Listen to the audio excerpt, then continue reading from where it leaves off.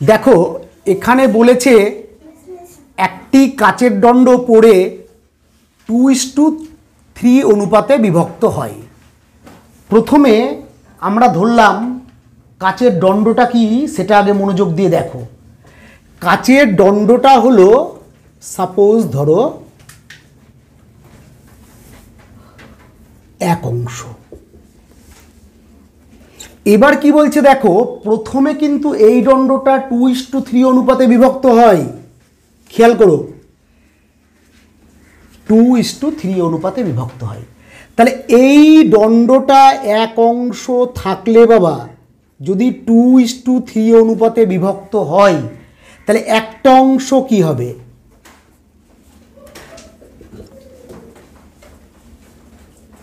2/5। অপর অংশ কি হবে?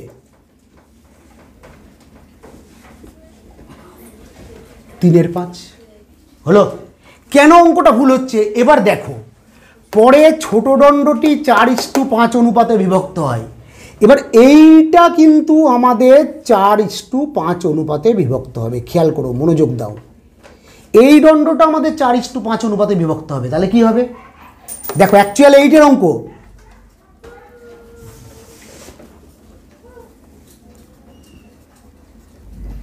তাই না?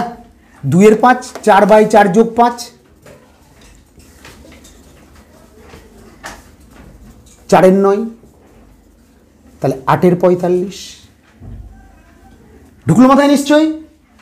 এবার এই যে 4/5 আর একটা পার্ট বাকি থাকলো সেটা কি হবে দেখো, 2/5 ইন্টু 5/4 + 5, তাহলে 2/5 ইন্টু 5/9, তাহলে কত হলো? 10/45। তাহলে এই যে তিনটে দণ্ড কি কি? একটা 8/45, একটা 10/45, একটা কিন্তু 3/5। আমাদের বলেছে যে তিনটি খণ্ডের অনুপাত কত।